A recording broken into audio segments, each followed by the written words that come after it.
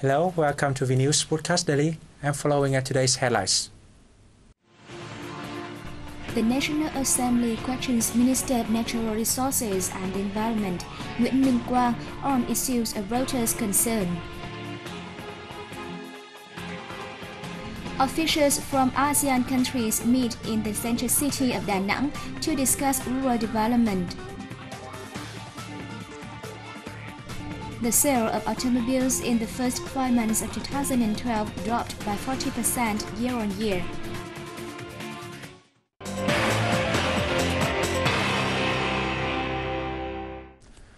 The Minister for Natural Resources and the Environment, Nguyễn Minh Quang, on June 14 was the first cabinet member to appear before the National Assembly to answer questions on issues in his charge.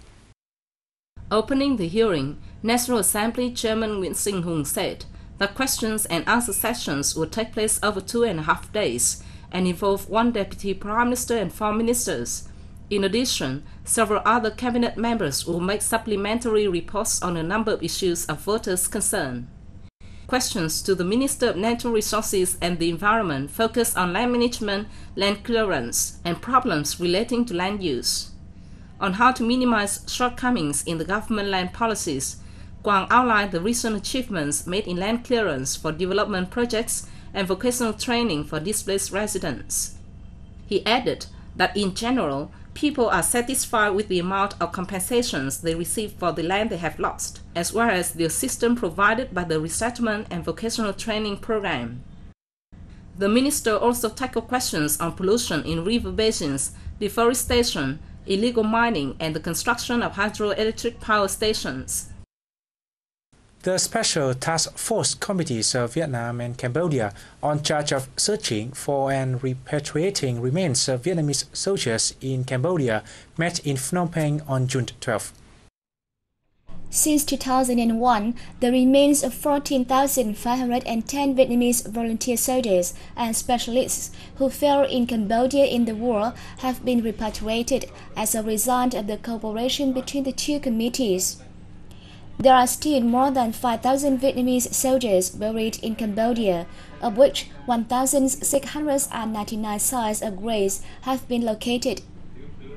The two sides have agreed to keep 11 special teams that search for and repatriate the remains of Vietnamese volunteer soldiers and specialists.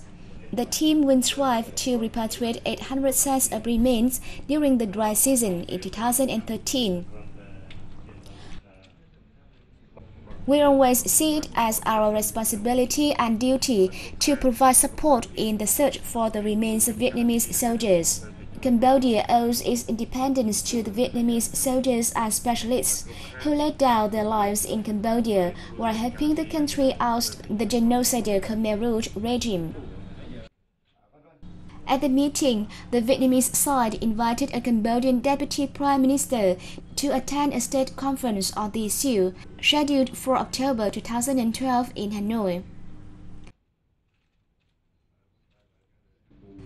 At a reception held for the Vietnamese delegation later the same day, Deputy Prime Minister and Defense Minister Thie Banh stressed that Cambodia considers searching for and repatriating the remains of Vietnamese soldiers and specialists as an honorable task. He pledged to instruct the Cambodian government's Special Task Force Committee and the relevant agencies to facilitate the search during the 2012-2013 dry season and in following years. Earlier on June 11, the Vietnamese government's task force, led by General Nguyễn Thành Cung, laid a wreath and offered incense at the memorial dedicated to Vietnamese fallen soldiers and specialists in Phnom Penh.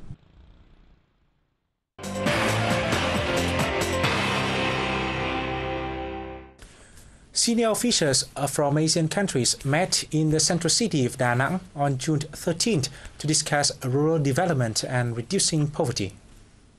Participants agreed that ASEAN countries have recorded numerous encouraging results when developing rural areas and reducing levels of poverty over recent years.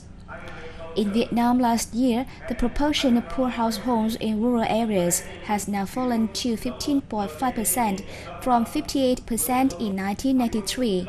This means the country has fulfilled ahead of schedule the UN's Millennium Goal for Poverty Reduction under the new criteria for the period 2011-2015. The average per capita income in rural areas has increased to $660 per annum. The meeting was an opportunity for countries to propose measures that encourage sustainable development in rural areas, such as ensuring food security and creating jobs.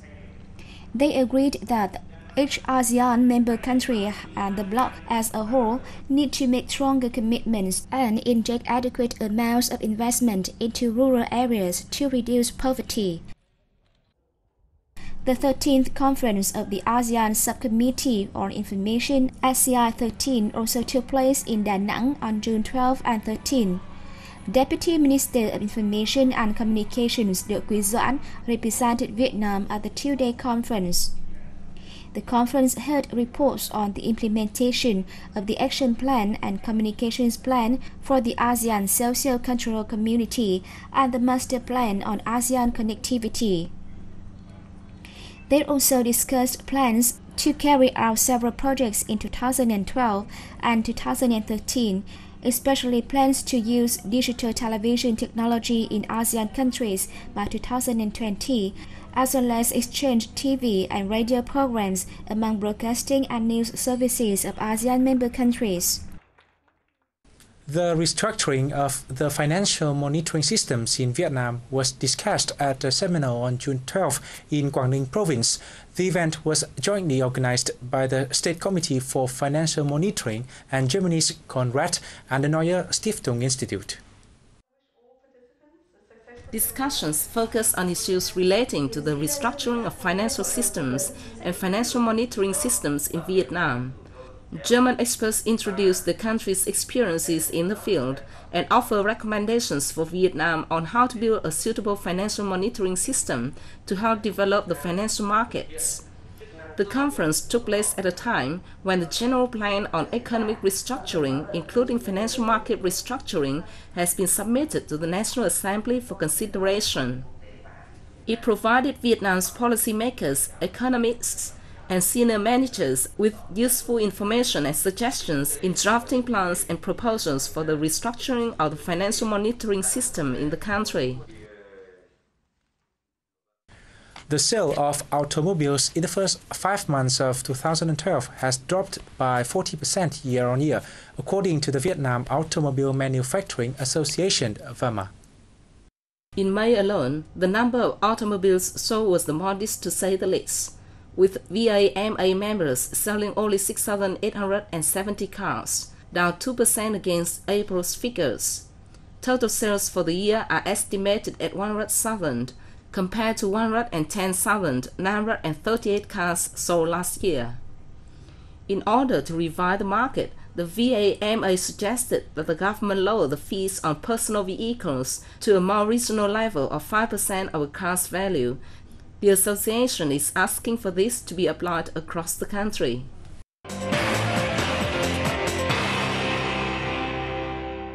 The Hoàng Diệu Archaeological Site and the ancient Thăng Long Royal Citadel in Hanoi are to become a cultural and historical park to promote the global value of the 1,300-year-old relic site.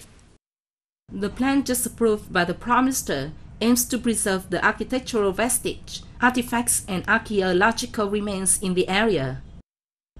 Covering an area of 45,380 square meters, the proposed site is located inside the budding political center, next to the National Assembly House now under construction. The Thăng Long Royal Citadel was recognized by the UNESCO as a World Cultural Heritage Site in August 2010. The heritage site consists of relics on the ground, including the foundation of Kính Thiên Palace from the early Lê Dynasty, with stone steps and balconies carved with dragons made in 1467, and Đoan Môn Gate, the southern gate of the Forbidden City. There are also relics of Hanoi Citadel from the Nguyễn Dynasty with Cửa Bắc, Northern Gate, and the Flag Tower. The archaeological site at number 18, Hoàng Diệu Street, is home to a complex of relics and artifacts which date back to the pre-Thăng Long time before the 11th century. Excavations here have discovered overlapping cultural layers with relics of architecture, sewerage systems, water wells, foundations, pillars, and walls. And this is the end of the news today. Thanks for watching and see you next time.